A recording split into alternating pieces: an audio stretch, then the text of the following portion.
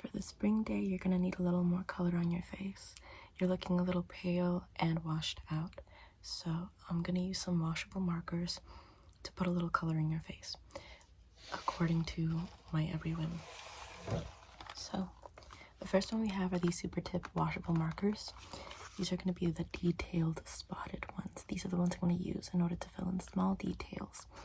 We're also going to be using nothing else because I thought this was a pack of markers, but it's actually a pack of colored pencils. This is why I use the super tips, because they help me detail things. However, there is consideration of using the Crayola crayon box, just because it also has a sharpener in the back, and that's very important. That's like super important. That's like, without it, what's the point?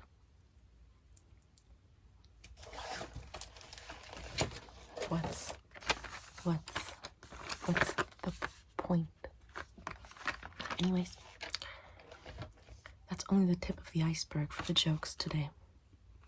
So we're gonna now just be drawing an iceberg on your face, mostly because, much like the Titanic, life is going to ram right in your face, and before you know it, it will be over, and you'll have to wonder, what was the point of it all? And according to your conclusion come consequences. Now, I think for right now I'm just going to add a little fleshy color to your skin, so that way it at least doesn't look so washed out. So I'm going to add this over here, and I'm just going to sort of just draw a little bit here. Just going to give this a little sweep. Okay, a little sweep.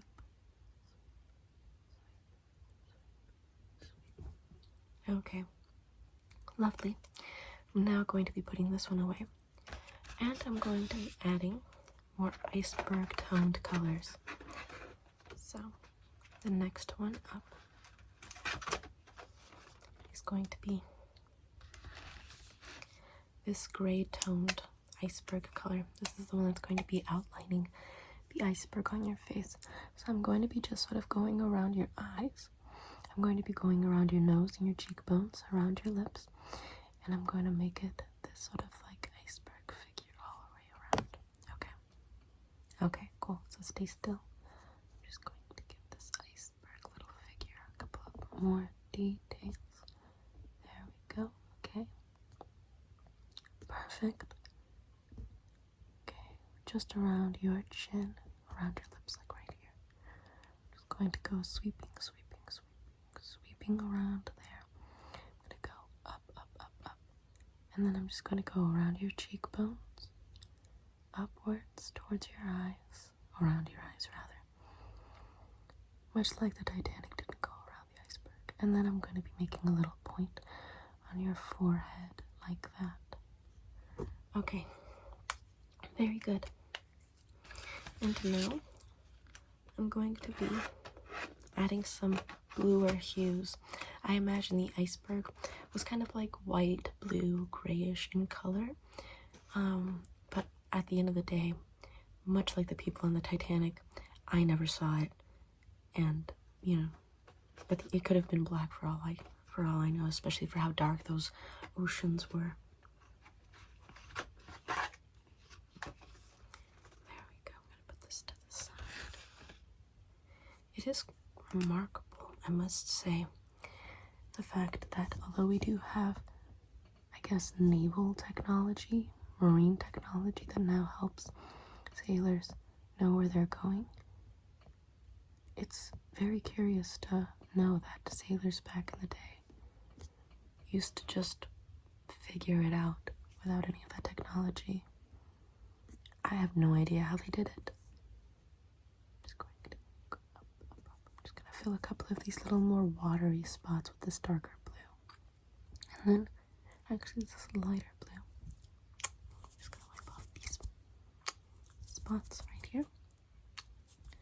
So that way, we use this as a lighter blue to highlight the less watery parts And then I'm going to leave white gaps on your face using just your natural washed out skin pigment. So that way it sort of gives it that very hardened ice look. So I'm just going to be going in and just sort of filling in the spots that are just a little more icy, a little less watery, but a little more watery than the super icy parts. There we go. Perfect. Okay, perfect. Great. Thank you for staying so still. I really appreciate your cooperation. So now I'm going to be adding this darker blue. Using this darker blue,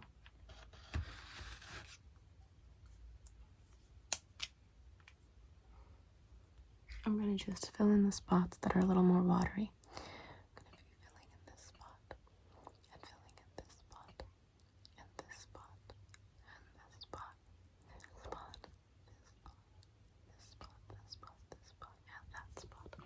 Okay, very good.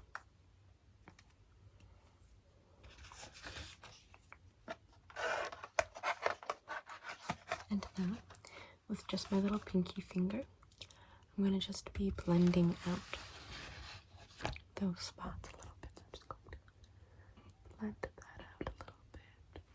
And then blend this spot. Blend it all together. That way it looks all nice and realistic. I want survivors to fear your face. I want them to... Well, actually, they wouldn't fear your face because they never saw it. They felt it, but they never saw it. Actually, let's get a little more detail-oriented with the fine tip markers. I'm going to make sure that just from the spots on the iceberg that the Titanic hit, thus all passengers just felt every single bump, I'm going to put those bumps on your face. That way survivors can feel this sort of reminiscent feeling of unease. It happened in 1912. 112 years, well, they would be infants at that point. 100, I want people who are 120 at least. Well, I don't know if they could actually be that good at pattern recognition. I want people who are at least 130 years old to look at your face in eerie confusion, wondering, why am I getting such dark, literally dark, because it was all nighttime, flashbacks to 112 years ago. So I'm just gonna do a little more spot checking, spot detailing. There we go. Let's make you scare the human antiques. There we go. Perfect. Okay. And then I'm gonna go up here and add a couple of more bumps. There we go. There we go. Yeah. There we go. Perfect. Perfect. Okay, cool. Nice. Okay. Very nice. I think if my gut instinct serves me correctly, I think I finally depicted what the iceberg looks like during the Titanic's collision. Because it's like, after it hit the iceberg didn't look the same. And I do imagine the iceberg at least changed, but if not, was at the bottom of the ocean. Because, I mean, it just got struck by the unsinkable Titanic, although it's questionable if they had switched the ships. So that way, the unsinkable ship actually did sail and never sunk. Meanwhile, the less unsinkable ship, the one that could sink, was the one who sailed and then collided with that iceberg. Because, I mean, like, how are you going to call an unsinkable ship unsinkable, but then the moment it hits an iceberg, as you're going through the most, like, frozen territories, which have tons of icebergs, it immediately sinks? Like, if this Titanic was sinking and I was on it, I would have interviewed people being like, how could this happen? They all would say, I don't know. But I'll start coming up with theories being like, no, this doesn't add up. This does not add up here. Nonetheless, I'm going to leave you with this map. Take this map. You might need it in case you're ever on a ship.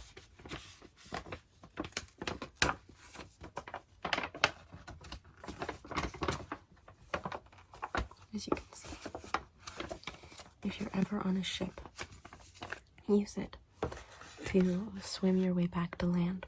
It's possible. As long as you will it, there's a way. So, your face looks perfect now. You're welcome. And,